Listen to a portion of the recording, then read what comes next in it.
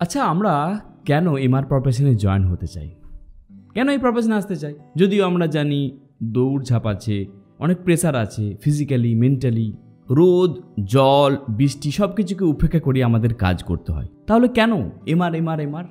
কারণ আমরা financially sounded হতে চাই, আমরা আমাদের লাইফকে সিকিউর করতে চাই। তাই যখনই আমরা এমআর প্রফেশনে জয়েন করব, দুটো প্রশ্ন আমরা নিজেদেরকে করব।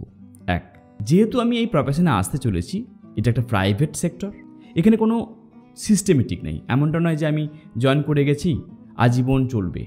এমনও হতে পারে যে হঠাৎ করে 5 বছর পর একটা কোম্পানিতে কাজ করার পর হঠাৎ করে ওই কোম্পানি আমাকে স্যাক করে দিল, বার করে দিল। তখন আমি কি করব? যে ফাইন্যান্সিয়াল সিকিউরিটি চাইছিলাম, এই সিকিউরিটি যদি আমার কাছে চলে যায়, তাহলে আমি কি সার্ভাইভ করতে পারবো? নাম্বার 1 প্রশ্ন। 2 নম্বর প্রশ্ন, আমি যখন এই এমআর প্রফেশন থেকে রিটায়ারমেন্ট নেব, তো রিটায়ারমেন্ট কালীন কত টাকা আমার কাছে থাকবে, যেখানে আমি মনে করব যে আমি ঠিকঠাক আছি, আমি একটা স্টেবল জায়গা আছি। আরেকটি প্রশ্ন আমরা অ্যাড করতে পারি, যদি এমনটা হয় যে এই প্রফেশনে আমি 10 বছর কাজ করলাম, তারপর মনে হচ্ছে যে এই প্রফেশন আমাকে আর ভালো লাগছে না, আমার শরীরও টানছে না, সেই ক্ষেত্রে আমার কি প্ল্যান আছে? আদৌ কি প্ল্যান আছে? এই 3টি প্রশ্ন যদি আমরা করতে পারি যখন আমরা 23 বছর বা 24 বছরে জয়েন করতে চাইছি, আর যদি এই 3টি প্রশ্নের অ্যান্সার জেনে যাই, এতটুকু বলতে পারি, আর যাই হোক, ফাইন্যান্সিয়াল ক্রাইসিস কখনোই তোমার জীবনে আসবে না। কারণ আমি ক্লোজ থেকে এমনও এমআরকে দেখেছি, এবং অনেকে আমার সাথে এগ্রি করবে, যে এই প্রফেশনে 10 বছর 12 বছর ইভেন 15 বছর আছে। অন অ্যান অ্যাভারেজ তাদের স্যালারি ধরছি 50,000 টাকা, সব কিছু মিলিয়ে।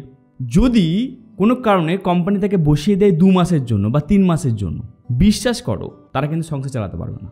ইয়েস, এরকম এমআরও কিন্তু এই প্রফেশনে আছে। তার কারণটা কি? তার কারণ হচ্ছে ফাইন্যান্সিয়ালিভাবে নিজেকে সাউন্ডেড করতে পারেনি, ল্যাক অফ মানি ম্যানেজমেন্ট। আজকে তাই আমার যা অভিজ্ঞতা আছে, I am not a financial expert, আমি যেটা করেছি বা যেটা করছি সেটা আজকে শেয়ার করব। কারণ আলটিমেট আমরা ইনকাম করতে চাই, টাকার বিষয়ে জানতে চাই। তো টাকার বিষয়ে যখন জানতে চাই, কিছুটা শিক্ষা আমাদের থাকা প্রয়োজন আছে, যাতে করে আমরা আগামীতে ভালোভাবে নিজেকে গ্রো করতে পারবো। ওকে, প্রথম যে জিনিসটা আমাদের করতে হবে, এক, যখনই আমরা এই প্রফেশনে জয়েন করছি, সাপোজ আমার বয়স 24 বছর, আমি 24 বছর বয়সে এই প্রফেশনে জয়েন করলাম, যে ভুলটা আমরা করি যে আমরা প্রথম দিন থেকে আমরা প্ল্যানিং করি না। আমি ধরে নিলাম যে আমরা একটা কোম্পানিতে জয়েন করেছি, আমার স্যালারি হবে মাসে 10,000 টাকা, ঠিক আছে। প্রথম কোম্পানি, খুব এক্সাইটেড আছো, 24 বছর বয়স, ভালো লাগছে যে প্রথম আমি ইনকাম করছি। আবার কি হয় যে অ্যাকাউন্টে যখন ক্রেডিট হয়ে যায় যে টং করে 10,000 টাকা যখন আমরা দেখতে পাই, তার সাথে এক্সপেন্স নিয়ে 18,000 টাকা, একটা আলাদা মজা থাকে, একটা আলাদা কনফিডেন্স থাকে। সে কনফিডেন্সটা আমার ছিল। তাহলে প্রথম দিন থেকে যেটা আমাদের করতে হবে, 10,000 টাকা যদি আমার স্যালারি হয়, 3,000 টাকা আমি ভাববো যে আমার নেই, নিজেকে বলবো যে আমার স্যালারি 7,000 টাকা। তুমি বলবে যে এটা আবার কী ধরনের কথা হলো? হ্যাঁ, কারণ ওই যে 3,000 টাকা, এটাই আমার ভবিষ্যতের আমাকে আরও মানি দেবে, ওই টাকাটাই আমার বুক বল হবে, ওই টাকাটা আমার সারভাইভ করবে আমার লাইফকে। ওই 3,000 টাকা আমি আলাদা করে সরিয়ে রাখবো। এটা নয় যে আমি ওটাকে সেভিং অ্যাকাউন্টে রাখতে বলছি, আবার এটা বলছি না যে আমি এফডি করো। কারণ এফডি যে কনসেপ্টটা আছে, ব্যাংক অনেক সময় বলে যে এফডি করুন, তো আমরা সেখানে দেখি যে 6 থেকে 7% গ্রোথ আছে। বাট আমাদের যে দ্রব্য দিনের দিন যে বৃদ্ধি চলছে, মানে 2020 সালে যে টাকাটা চলতো, এখন দেখতে পাচ্ছি যে অনেক বেশি খরচা হচ্ছে, তাহলে এটাকে বলে ইনফ্লেশন। তো এই যে দ্রব্য মূল্য যে বৃদ্ধি পাচ্ছে, তো সেই তুলনায় দেখা যাচ্ছে খুব একটা লাভ হয় না। তাই আমরা কি করবো, এই 3,000 টাকাটা আমরা করতে পারি, এক, আমরা মিউচুয়াল ফান্ডে দিতে পারি। অনেকে হয়তো ভাববে যে এটা আবার নতুন কি কনসেপ্ট বলছেন, মিউচুয়াল ফান্ড এমআর প্রফেশনে। হ্যাঁ, এগুলো হয়তো আজ থেকে 5 বছর আগে বা 7 বছর আগে এতটা আমাদের কাছে প্রচলন ছিল না, এখন আমাদের কাছে এই জিনিসটা আছে, অ্যাক্সেসেবল আছে। তো আমরা যে কোনো মিউচুয়াল ফান্ডে আমরা ইনভেস্ট করতে পারি, প্রতি মাসে ধরো 2,000 টাকা করে একটা জায়গায়, তারপর আরেকটাতে 1,000 টাকা, তাহলে টোটাল 3,000 টাকা যদি আমরা ইনভেস্ট করি, তো এই মিউচুয়াল ফান্ডে ইনভেস্ট করলে এই মিউচুয়াল ফান্ড কি করে না, 10 থেকে 15% প্রতি বছর গ্রোথ দেয়। তাহলে আমরা এরকমভাবে যদি আমরা 3,000 টাকা করে যদি আমরা আগামী 20 বছর দিই, ওকে, তো এই 20 বছর যদি আমরা দিতে পারি, তো এই অ্যামাউন্টটা আমাদের কাছে একটা বড় টাকা হয়ে যাবে, কয়েক কোটি টাকার একটা অ্যাসেট হয়ে যাবে। তো এই টাকাটা আমরা বহু খাতে লাগাতে পারবো। আগামী যে লাইফটা থাকবে সেটা আমরা ভালোভাবে প্ল্যানিং করে আমরা ব্যবসা করতে পারি, সব কিছু নিয়ে একটা সিস্টেমেটিক করতে পারবো।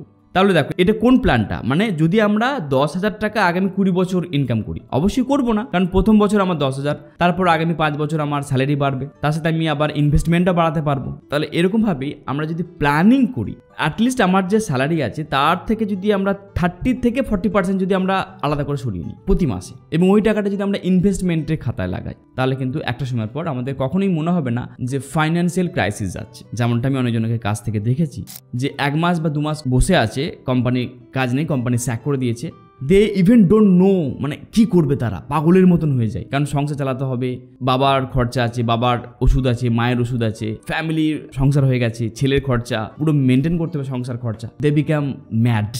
ওকে, এই জিনিসটা যাতে তোমার না ঘটে তাহলে আমরা এই জিনিসগুলো করতে পারি। দেখো আমি তো এক্সপার্ট নই, আমি হয়তো ডিটেলসে বলতে পারছি না। এক্সপার্টের কাছে যদি আমরা প্ল্যানিং নিই তো অনেক কিছু ভালো কিছু জানতে পারবে। যেমন মিউচুয়াল ফান্ড যে কথাটা বললাম, মিউচুয়াল ফান্ডের জন্য অনেক ভিডিও আছে, অনেক এক্সপার্ট আছে, তারা হয়তো ভালো করে বলবে যে কোনটা ভালো হবে কোনটা ভালো হবে না। তো ওই ভিডিও থেকে বা ওই চ্যানেলগুলো থেকে আরও ভালো করে তোমরা জানতে পারবে। আমি জাস্ট তোমাদেরকে কনসেপ্টটা দেওয়ার চেষ্টা করলাম। এবং আরেকটা কথা বলি, যখন তোমরা ফাইন্যান্সিয়াল প্ল্যানিং এই যে কথাটা শুনলে আমার কাছ থেকে, এই কনসেপ্টটাকে যদি বলো যে আমি বুঝতে চাই ব্যাপারটা কি, তো এর জন্য আমি 2টো বই তোমাদেরকে রেকমেন্ড করব। 2টো বই কিন্তু বাংলা এবং ইংলিশ দুটোতেই আছে। একটি বই হচ্ছে Rich Dad and Poor Dad. অনেকে হয়তো তোমার মধ্যে অনেকে শুনেছো যে রিচ ড্যাড পুয়ার ড্যাড এই বইটা সম্বন্ধে। আমি এই বইটা 2015 সালে শেষে পড়েছিলাম। যখন আমার এমএসসি কমপ্লিট হয়ে যায় আমি 2015 সালে শেষে পড়েছিলাম। বিশেষ করো আমি যেই প্রফেশনে এসেছিলাম, যে মানে 16 সালে যে আমি প্রফেশনে জয়েন করেছিলাম, তার অন্যতম রিজন হচ্ছে এই রিচ ড্যাড পুয়ার ড্যাড বইটা পড়ার জন্য। এমন একটি বেস্ট বই ফাইন্যান্সিয়াল প্ল্যানিং করার জন্য আমাদের মতন মধ্যবিত্ত ফ্যামিলি ছেলেদের জন্য, যেখানে আমরা বুঝতে পারবো যে কোথায় আমরা ভুল করছি, কোথায় আমাদের ঠিক করতে হবে, কোন জায়গায় ভাবতাম যে এটা আমার জীবনে অনেক কিছু প্রয়োজন আছে, এই বইটা পড়ার পর মনে হবে যে না এটা আমার প্রয়োজন নেই। তখন তুমি বুঝতে পারবে যে অ্যাকচুয়াল কিভাবে আমি নিজেকে ফাইন্যান্সিয়ালি স্টেবল করতে পারি। এই বইটা 2 নম্বর যে বইটা আছে দ্য সাইকোলজি অফ মানি, এই বইটা আমার কাছে আছে। এই বইটা থেকেও ঠিক সেম মানে রিচ ড্যাড পুয়ার ড্যাডের মতনই জানা যায় যে কোথায় আমরা ইনভেস্ট করছি, কোন ইনভেস্টমেন্টের প্রয়োজন নাই, এগুলো আমরা জানতে পারবো। তবেই কিন্তু আমরা ফাইন্যান্সিয়ালি সাউন্ডেড হতে পারবো। তা না হলে যেটা আমরা ভুলটা করি, ধরো 24 বছর বয়সে আমি এমআর প্রফেশনে জয়েন করলাম, 4 বছর ভালোভাবে কাজ করলাম, লামসাম একটা অ্যামাউন্ট করতে পারলাম, সাপোজ 7 লাখ টাকা হয়ে গেল আমার, বা 5 লাখ টাকা হয়ে গেল। দেন আমি 28 বছর বা 29 বছর বয়সে বিয়ে করতে যাব, সব টাকাটা বিয়ে করে খরচা করে দেবো। এটা হয় কিনা? আবার বিয়ে খরচা করার পর দেখা গেল যে অনেক সময় মানে বলছি না, অনেক সময় অনেক দুর্ঘটনা ঘটে যায়, তারপরের বছরই বাবার শরীর খারাপ, স্ট্রোক হয়ে গেছে, সেখানে আরও 2-3 লাখ টাকা বেরিয়ে গেল। এবার দেখো কোথায় প্রবলেমটা হয়ে যাচ্ছে।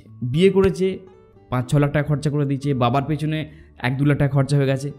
তো 24 সাল থেকে 30 সাল অবধি যা কিছু সেভিং করেছিল সব চলে গেল, ড্রেন হয়ে গেল, আবার নতুন করে তাকে শুরু করতে হয়। এবং এই যে র্যাট রেসে পৌঁছে যায়, তখন কি বলতো প্রতিটা দিন টাকার জন্য ভাবতে হয়, প্রতিটা দিন যেন আমি মনে হয় যেন আমি একটা স্লেভ হয়ে গেছি, মানে কোথাও যেন এনজয় করতে পারছি না মানিকে নিয়ে। আর এই ট্র্যাপের মধ্যে আমরা কিন্তু পড়ে যাই। আমি বলছি না যে বিয়ে করাতে এত খরচা করো, খরচা করতে আমি বারণ করছি না, but I should be the calculative person. আমাকে ক্যালকুলেট হওয়ার প্রয়োজন আছে যে ওই টাকাটা এতটা খরচা করার প্রয়োজন আছে কি নাই। আবার এমনও দেখেছি যে তোমার 5 বছর বা 6 বছর কাজ করলো, একটা টাকা সেভিং করলো, দিয়ে বাড়ি তৈরি করতে গেল, এক তো ওই টাকাটা ঢুকে গেল, এক্সট্রা আবার ধরো 10 লাখ টাকা লোন করে ফেললো। তো দেখো এই যে লোন করে নিল বাড়ি করার জন্য, সেখানেও আবার একটা ট্র্যাপের মধ্যে পড়ে যায়। এই যে কনসেপ্টগুলো আমাদের যদি ক্লিয়ার না থাকে, আমরা কিন্তু বারবার টাকার ব্যাপারে হোঁচট খাবো। আর এখানেই কিন্তু সমস্যা হয়, মানে মানি ফ্রিডম ব্যাপারটা আসে না। যে 2টো বইয়ের কথা বললাম, ওই 2টো বইয়ের লিঙ্ক আমি ডেসক্রিপশনে দিয়ে দিচ্ছি। আমি বলবো যদি তুমি এমআর প্রফেশনে জয়েন করো নাই করো, ওই 2টো বই একবার পড়ে দেখো, তোমার লাইফ চেঞ্জ হয়ে যাবে। কেমন লাগলো এই ভিডিওটা অবশ্যই কমেন্ট করে জানিও। আর এইরকমই ভিডিও পাওয়ার জন্য চ্যানেলটা অবশ্যই সাবস্ক্রাইব করতে হবে। তো পরের ভিডিওতে আবার দেখা হচ্ছে। Thank you very much.